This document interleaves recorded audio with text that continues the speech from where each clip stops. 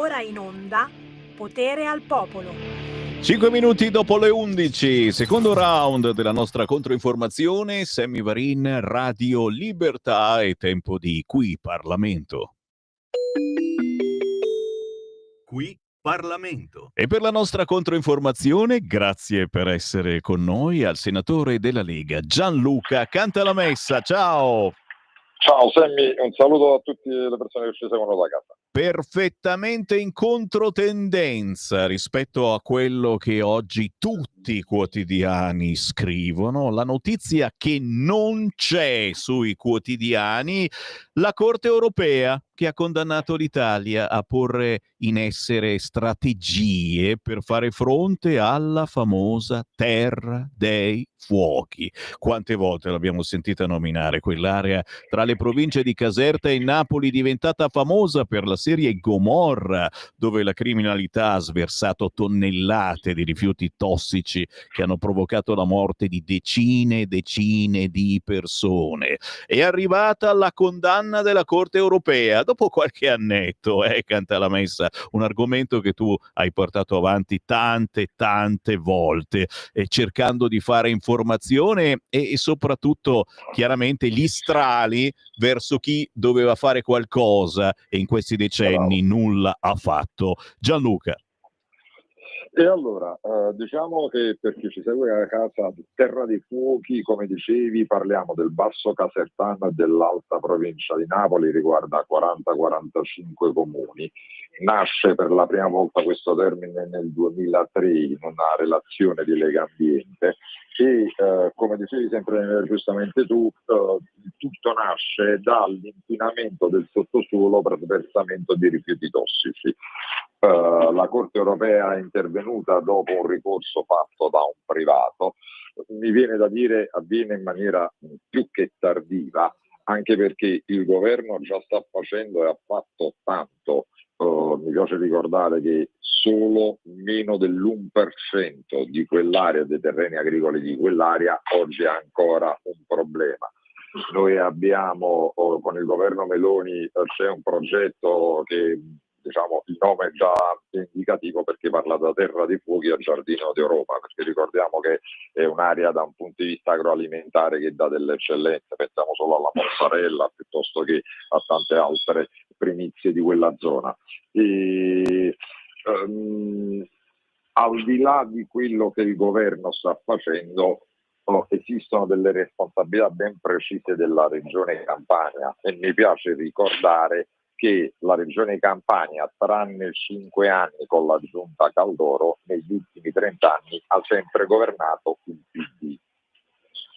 Che Renzi diede a De Luca 500 milioni di euro per risanare quello scandalo, che sono 5 milioni di ecoballe. Immaginate che cosa, diciamo, sono 120 campi di calcio. 120 campi di calcio, per dare l'idea delle dimensioni, questo grande campo dove ci sono 5 milioni di ecoballe che di eco non hanno nulla tranne il nome.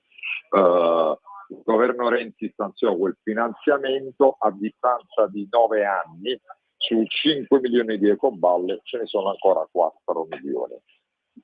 E quindi esiste una responsabilità forte della regione per non aver fatto niente, tranne, come fa al solito il governatore De Luca, annunci e quant'altro.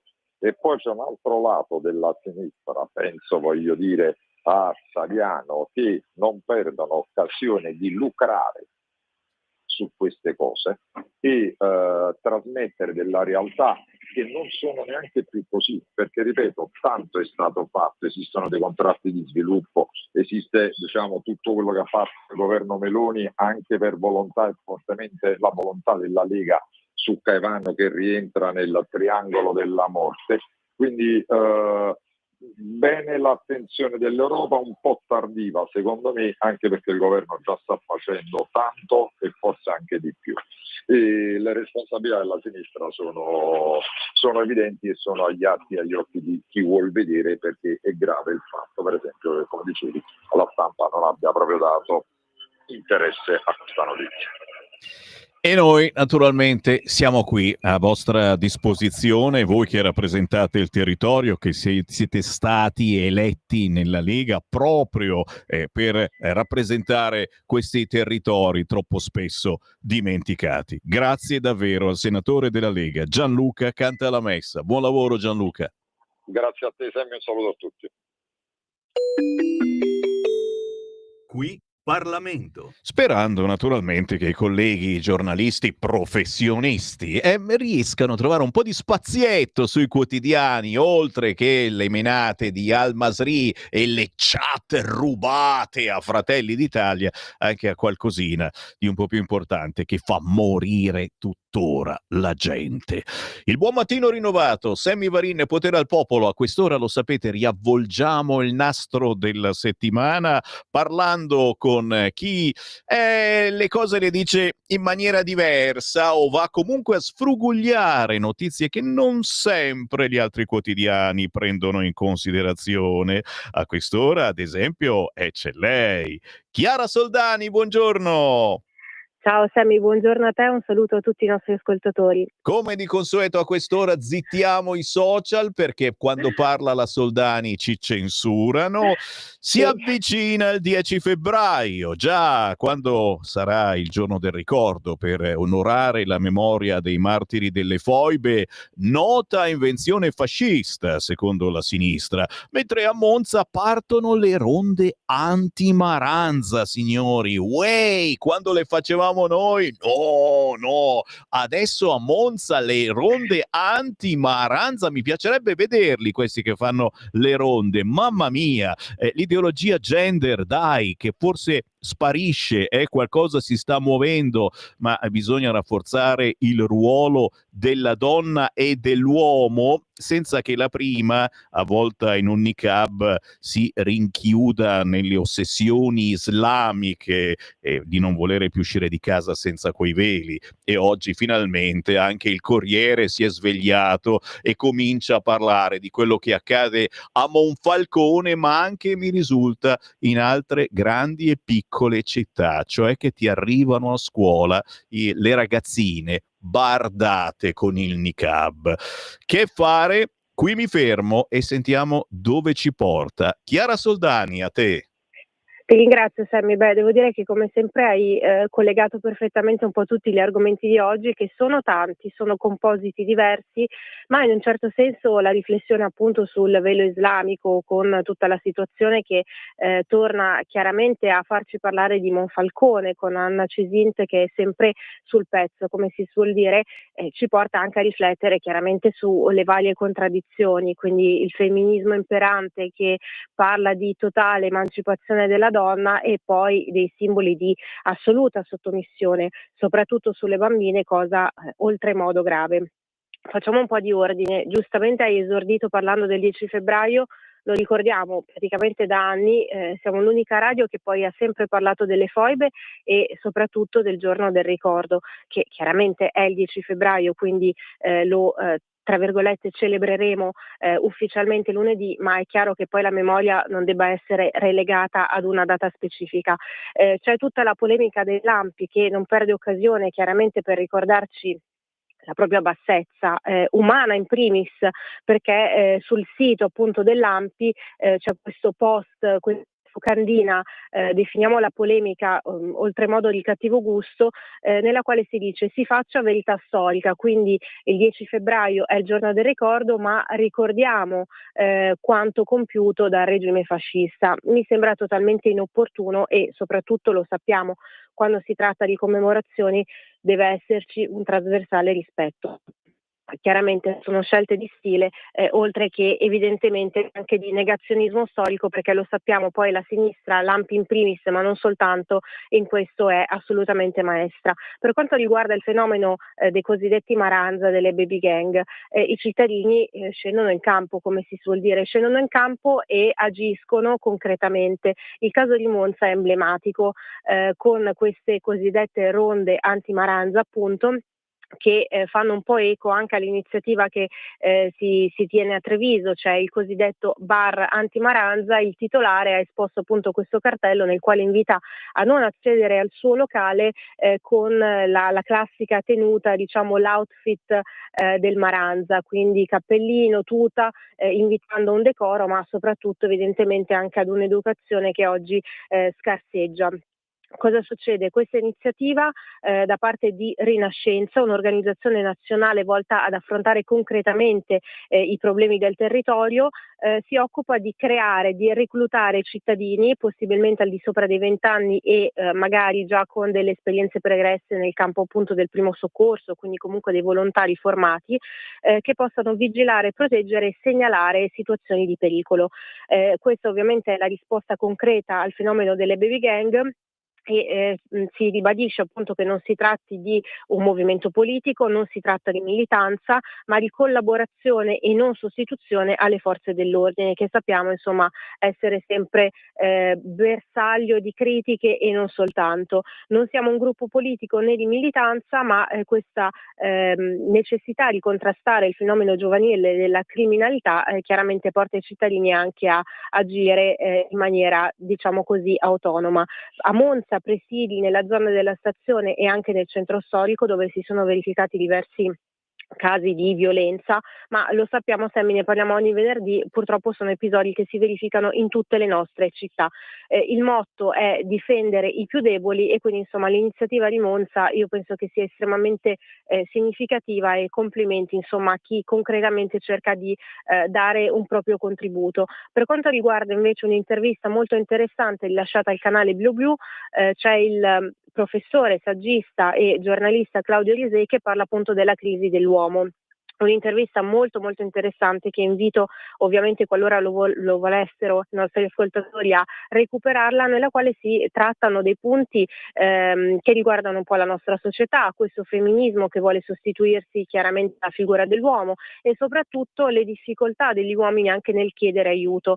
3 volte superiori sono i suicidi maschili, non se ne parla praticamente mai, c'è questa tendenza, lo sappiamo, a chiedere sempre meno aiuto rispetto alle donne, anche questo è assolutamente un dato che deve farci riflettere, e ben oltre 800.000 uomini si trovano al di sotto della soglia di povertà, di solito insomma in situazioni nelle quali si verifica un ricatto di natura economica. Quindi intervista interessante dove si parla appunto anche della musica trap che diciamo annienta la figura del padre, esaltando la figura materna, ma chiaramente dando poi tutta una serie di messaggi estremamente violenti e negativi per quanto riguarda anche le relazioni interpersonali l'altro sesso. Tornando invece ad altre notizie, parliamo per esempio dell'Argentina con il presidente Javier Milei, che sta seguendo un po' l'esempio di Donald Trump, sia sul fronte uscita dall'OMS, Organizzazione Mondiale della Sanità. Ovviamente questa è una notizia di mercoledì, il portavoce appunto di Javier Milei ha parlato appunto dell'iter che è iniziato proprio per uscire dall'Organizzazione Mondiale della Sanità. Molto interessante quello che sta accadendo in Argentina. Manuel Adorni parla appunto di questa decisione coraggiosa, perché gli argentini non consentiranno più ad un'organizzazione internazionale che possa interferire appunto sulla sovranità e ovviamente anche sulle scelte per quanto riguarda la salute appunto degli argentini. L'iter dura 1 anno per uscire appunto ufficialmente dall'OMS, e intanto ricordiamo che Milei sia stato molto critico nei confronti del lockdown, quindi insomma decisamente un presidente coraggioso. Altra notizia è quella del divieto alla transizione di genere su bambini e adolescenti. Questo accade, lo abbiamo detto, negli Stati Uniti con le novità sul fronte Trump, ma anche in Argentina, quindi insomma diciamo che sono degli esempi virtuosi. E abbiamo parlato settimana scorsa anche dell'iniziativa della Lega firmata, diciamo, e promossa appunto da Claudio Borghi a riguardo. Chiudiamo parlando ancora di Monfalcone, appunto l'episodio del niqab nell'istituto Sandro Pertini. Cosa succede? Adesso si presta il fianco un po' a questa tendenza di imporre il velo anche alle ragazze e alle bambine. Nell'istituto superiore il velo integrale è consentito, previa verifica appunto da parte di un referente scolastico in una sala apposita per verificare l'identità appunto delle studentesse.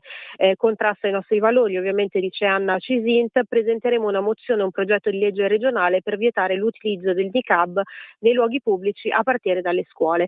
Il Friuli, con gli esponenti della Lega, parla appunto di volontà di impedire l'oppressione delle donne e invece Beppe Sala, che non fa mai mancare le sue puntualizzazioni, parla di una piccola e inutile polemica politica. E insomma, Sammy, abbiamo fatto un mega riassunto, ovviamente poi svilupperemo magari le ultime novità, insomma, nel nostro prossimo collegamento, e insomma abbiamo cercato anche stavolta di far arrabbiare qualcuno e riflettere qualcun altro. Ecco, ora ci potete risentire anche sui social, che zittiamo quando parla Chiara Soldani. Se volete saperne di più su quello che scrive e dice, dovete andare sul sito leggifuoco.it oppure cercare in edicola il periodico Fuoco. Come sempre, grazie Chiara Soldani, buona informazione. Grazie a te, Sammy, un saluto a tutti voi, grazie. Un saluto a tutti voi, certamente, che avete appena acceso Sammy Varin, Potere al Popolo, il secondo round della nostra e vostra controinformazione. Arrivano anche tanti WhatsApp al 340-6709-659, anche quelli divertenti, tipo questa locandina, guarda un po'. Trump lascia a Rita De Crescenzo l'occupazione di Gaza. Ragazzi, la blogger napoletana, quella che porta i napoletani in pullman, dove li porta? Ragazzi, domenica andiamo tutti al mare a Gaza, ho già pronti 200 pullman. Non scherziamo, ragazzi, che è tutto vero. Oggi sul Corriere si parla proprio di Roccaraso e si dice: Roccaraso, i van al posto dei pullman contro il numero chiuso, le gite scontate a 9,90 €. Arrivano i napoletani, sui social promosse gite dai 10 ai 20 euro con panine e bibite, vertice in prefettura all'Aquila in vista del weekend. Diamo la parola ai bacchettoni, che è meglio, ragazzi, anche loro hanno da raccontare la settimana con noi. Pietro Licciardi. Caro Sammy, cari ascoltatori di Radio Libertà, ben ritrovati.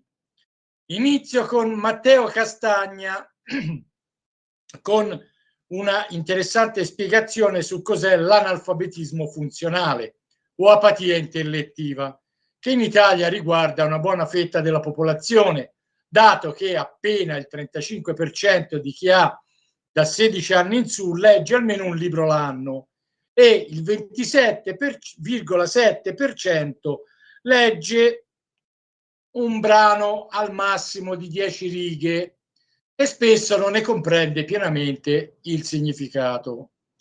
Il 54% della popolazione statunitense invece legge al livello della sesta elementare o inferiore e il 18% è analfabeta funzionale. Al contrario, nella Russia, uscita dalla cappa ideologica del comunismo, quasi il 100% della popolazione, circa 137 milioni, è alfabetizzata, mentre il 13% è analfabeta funzionale. Quindi una percentuale molto ridotta se confrontata all'Italia. E oggi i russi sono intellettualmente molto vivaci. Tutto questo, nota Castagna, ha contribuito a instillare in quel popolo uno spirito molto combattivo.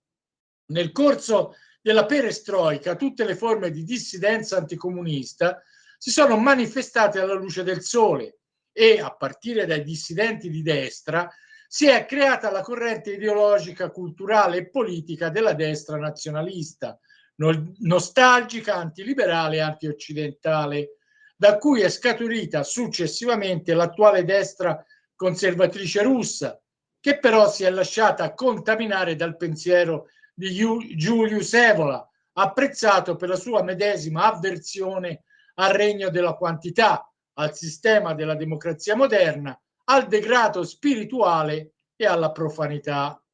Ma assieme a questo ne hanno anche assunto ciò che nel pensiero di Evola rifiutava della tradizione cristiana e anche la parte esoterica che si manifesta nel simbolismo delle icone, nei procedimenti iniziatici della deificazione e in altro.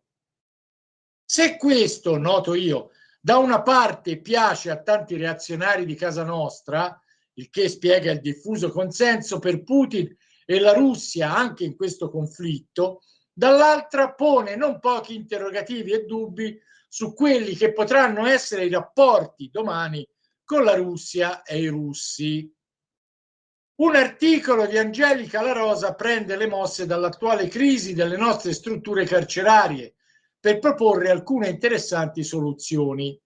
Combinando l'isolamento individuale con attività obbligatorie, quali il lavoro e lo studio, e attività facoltativa, quale la pratica religiosa e quella ginnica, scrive La Rosa, si può creare un ambiente propizio alla riflessione personale e al pentimento. Questo approccio integrato mira non solo a punire, ma soprattutto a rieducare, preparando i detenuti a un reinserimento sociale responsabile e produttivo. Investire in tali programmi significa promuovere una giustizia che guarda al futuro, costruendo una società più sicura e coesa. Antonio De Felippe parla invece delle frange ecocattoliche, della metamorfosi dell'agnosi.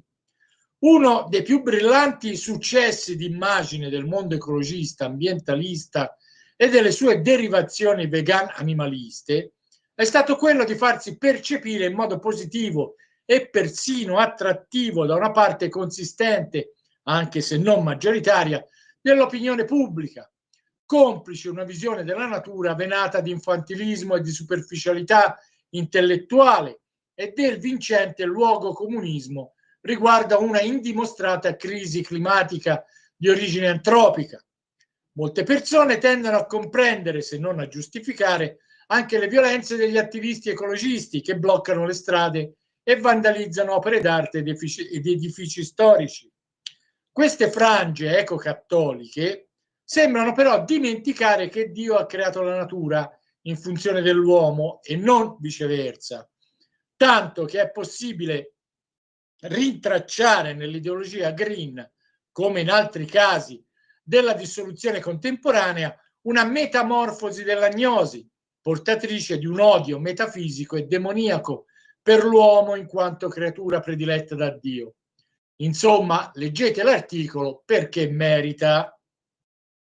Ancora Angelica La Rosa commenta un'intervista che il vicepresidente americano J.D. Vance ha rilasciato a Fox News, in cui ha difeso l'idea tradizionale dell'ordo moris, dicendo che il presidente di un paese deve dare priorità al benessere dei suoi concittadini rispetto a quello degli immigrati.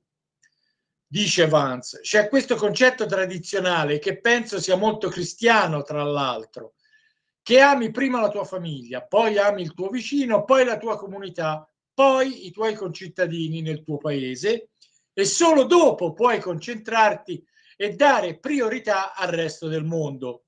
Gran parte dell'estrema sinistra ha completamente invertito quest'ordine, dice ancora Vance. Sembra che odino i cittadini del loro stesso paese e si preoccupino di più di quelli che vivono al di fuori dei loro confini.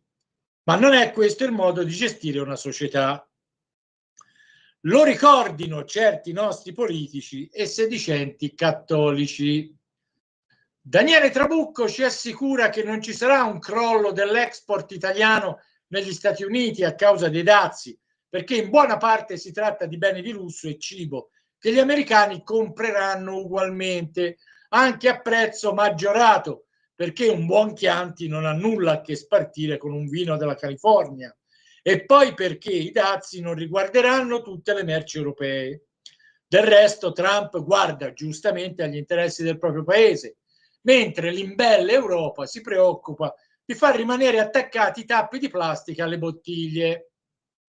Un mio articolo invece parte dalla constatazione che Donald Trump è partito in quarta su certi temi come la difesa della vita, il contrasto all'ideologia gender il ridimensionamento di certe favole ambientaliste e soprattutto il contrasto all'immigrazione incontrollata, che probabilmente lo porranno in rotta di collisione con una certa parte della gerarchia cattolica, che su queste questioni sembra aver dimenticato la dottrina sociale e il precedente magistero.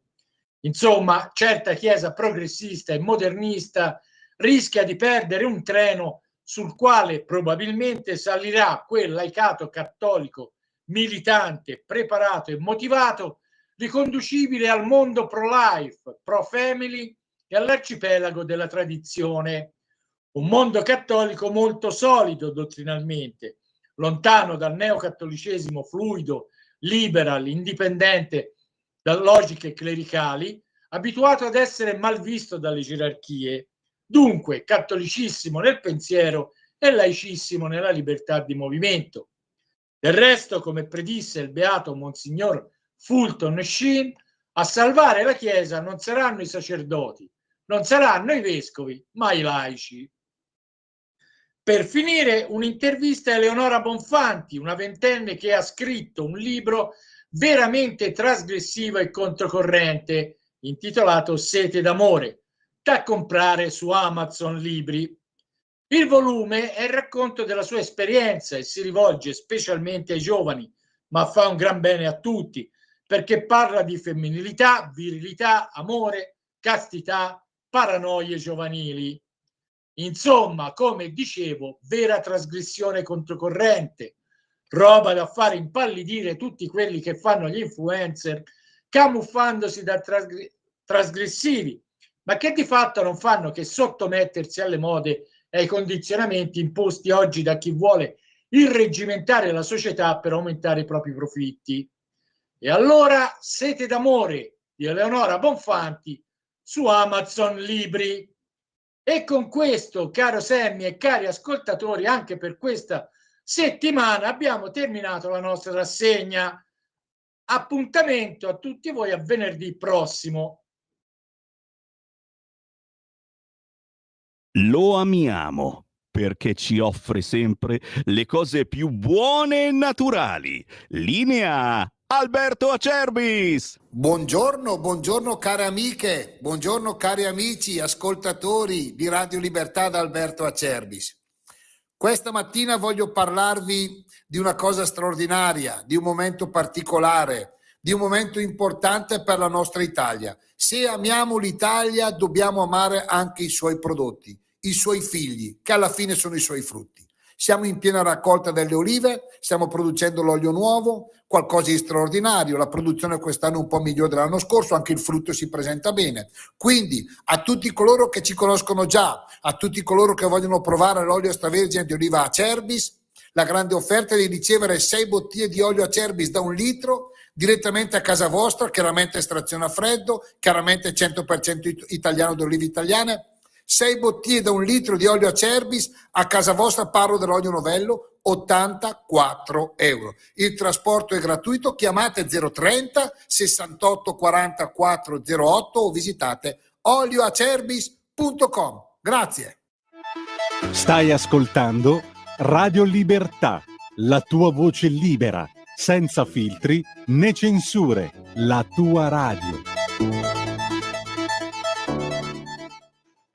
Ciao a tutti ascoltatori di Radio Libertà, io sono Vanessa e il mio brano, il mio singolo si chiama Mille pezzi, sì, Mille pezzi. In questo brano praticamente c'è tutta la rabbia e il dolore di chi magari si sente finalmente libera di esprimere, di affrontare il proprio passato e il futuro con forza, con una nuova forza. Spero che vi possa piacere. Praticamente questo brano l'ho scritto dopo una relazione, una storia d'amore finita dopo 10 anni. È stata dura, però con la musica ho potuto esprimere appunto il mio dolore. Io spero che vi piaccia e niente. Se volete potete seguirmi sui social, su Instagram sono Vanish 1990-basso, e su Facebook sono Vanessa Pinca. Quindi buon ascolto e ciao a tutti gli ascoltatori di Radio Libertà. Un bacio da Vanessa. Ciao!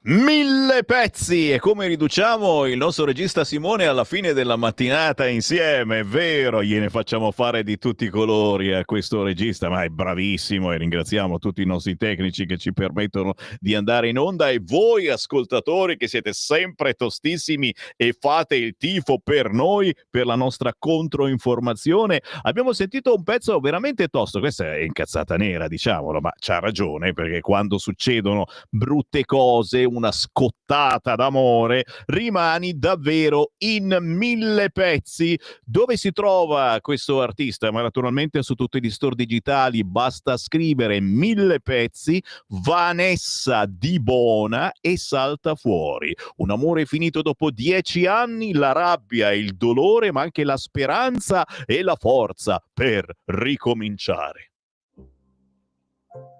Montagne. Va ora in onda Focus Piemonte. Piemonte.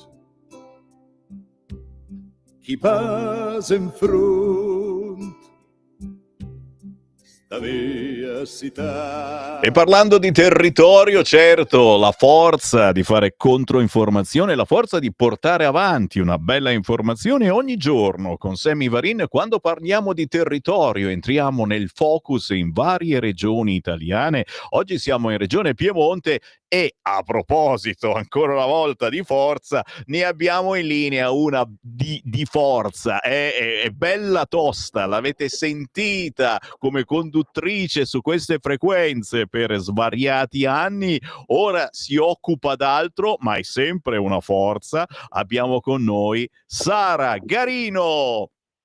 Buongiorno Sammy e buongiorno a tutti i nostri radioascoltatori.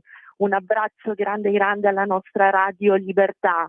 Ehi là, e siamo noi che abbracciamo te, ci manchi, ma d'altronde la Sara Garino insomma si sta occupando di tante cose, adesso sei capo ufficio legislativo, presidenza, commissione attività produttive, Camera dei Deputati e ti abbiamo anche trasmessa qualche giorno fa, ora non so, forse era l'evento di Arona che hai presentato, mi I sbaglio? stati generali dell'economia, Eh, esatto, che abbiamo fatto ad Arona. ti stai veramente sbattendo per fare una bella informazione targata Lega, ma soprattutto cercando di portare avanti quelle che sono le buone idee del centrodestra e che molto spesso non vengono prese in considerazione dai grossi e grassi mass media. E in questo devo dire la battaglia la stiamo facendo da decenni noi qui su Certo, Radio Libertà.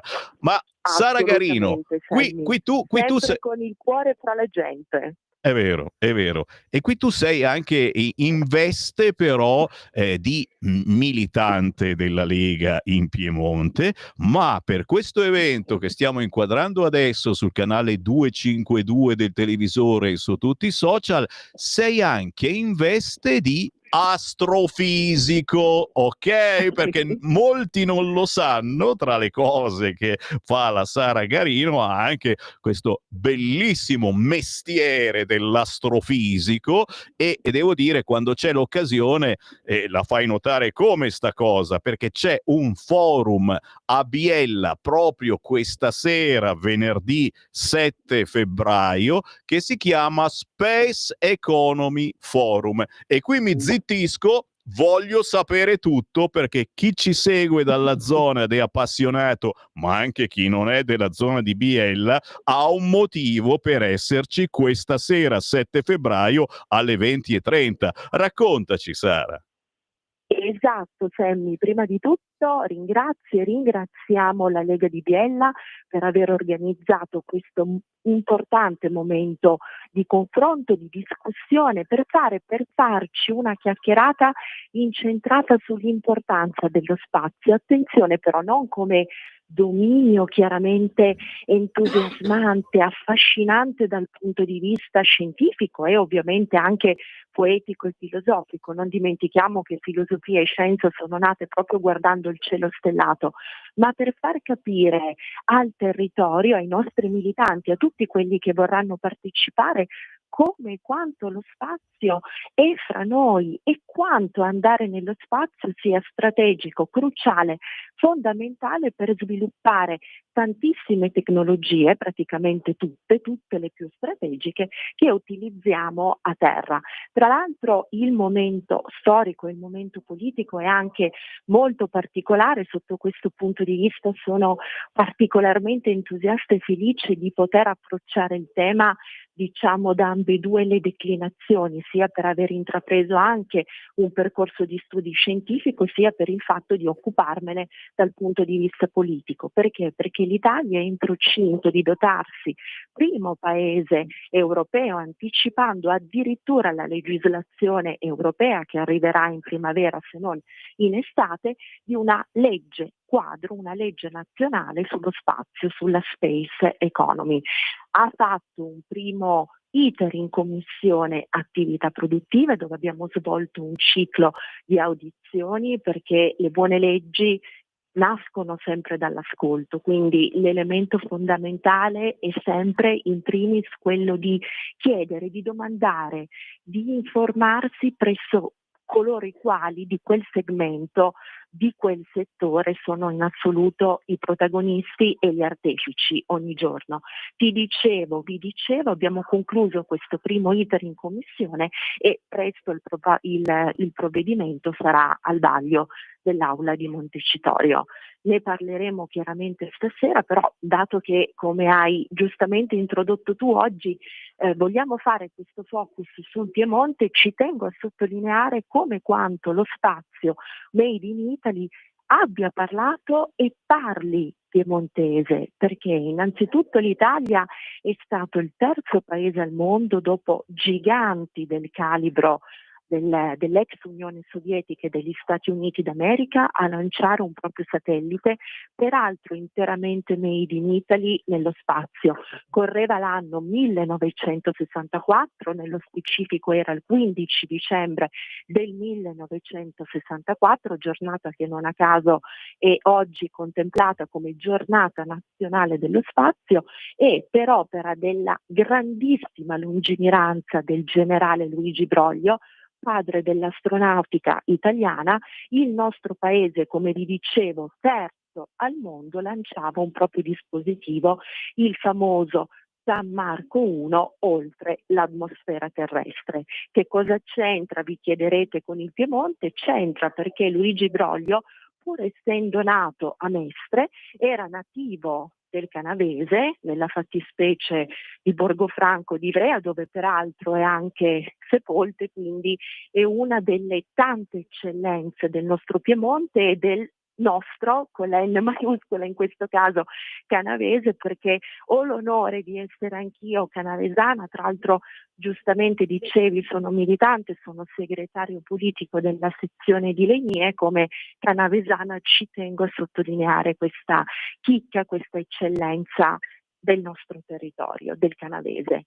Quindi vi dicevo, lo spazio ha parlato Made in Italy, ha parlato piemontese, continua a farlo, perché noi in Piemonte e nella fattispecie a Torino abbiamo insediati player di eccellenza assoluta, player di levatura internazionale, che portano non soltanto in giro per il mondo, ma poi alla fine nello spazio dispositivi, moduli fatti nel nostro paese, come vi dicevo, a Torino.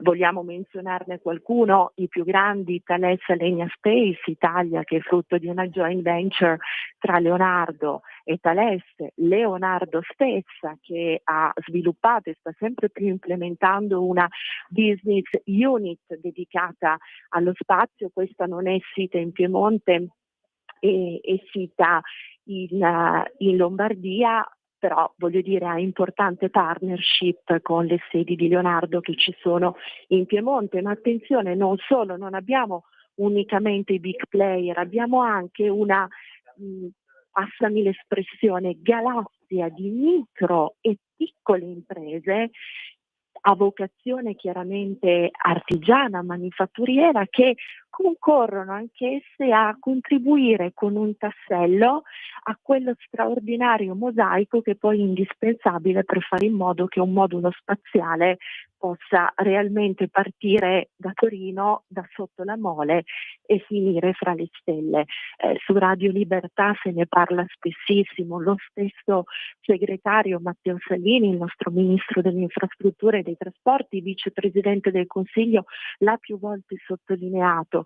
Chi lavora con le mani, gli artigiani, chi decide di intraprendere una professione, un percorso di questo tipo, non è assolutamente figlio di un dio minore, tutt'altro. Sono artigiani, ma sono soprattutto artisti, e quello che producono con il loro know-how, con l'esperienza, frutto anche di una trasmissione, no, di conoscenze, di aziende da generazione in generazione, di padre in figlio, è assolutamente patrimonio primario e strategico del nostro Made in Italy, e senza questo, come dicevamo, i grandi player non potrebbero disporre di quelle lavorazioni piccole e grandi, e talvolta addirittura a livello micro, in campo meccanico, in campo siderurgico, che sono condizio sine qua non perché poi un dispositivo, un modulo possa essere portato fra le stelle.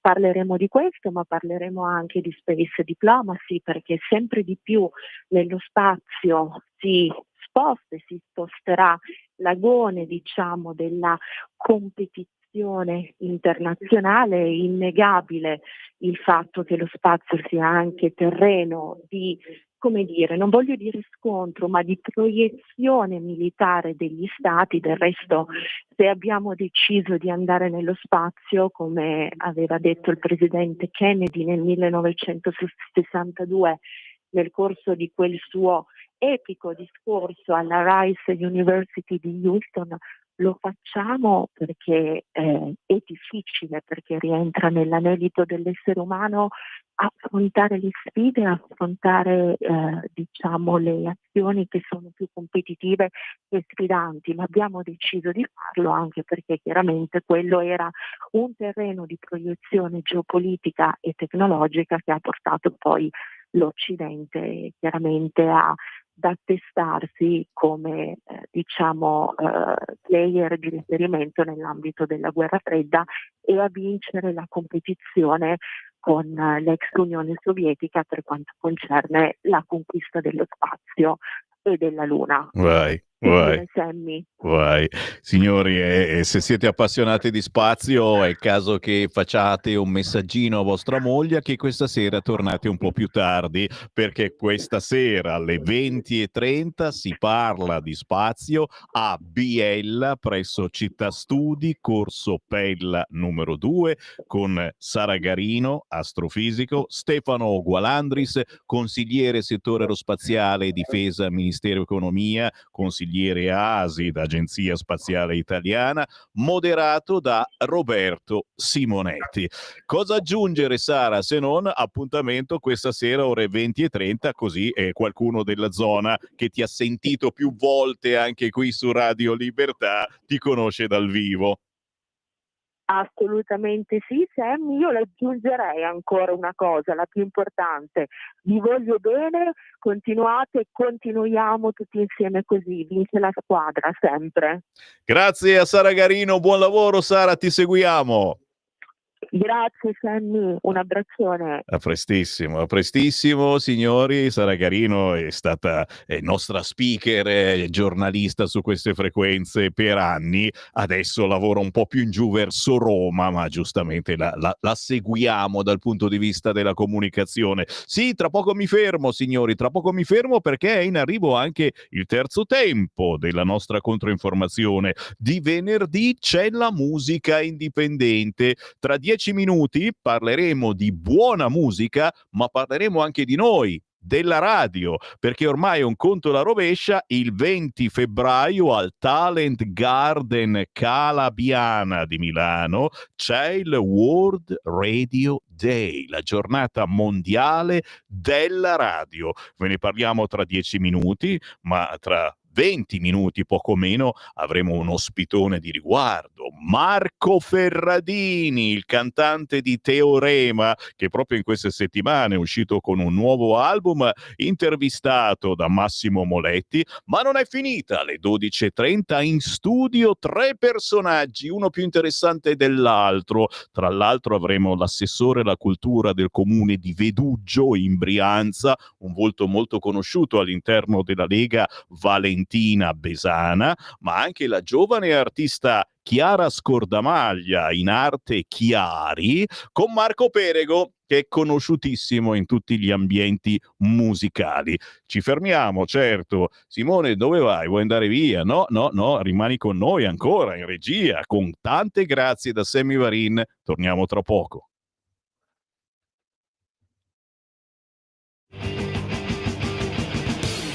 Avete ascoltato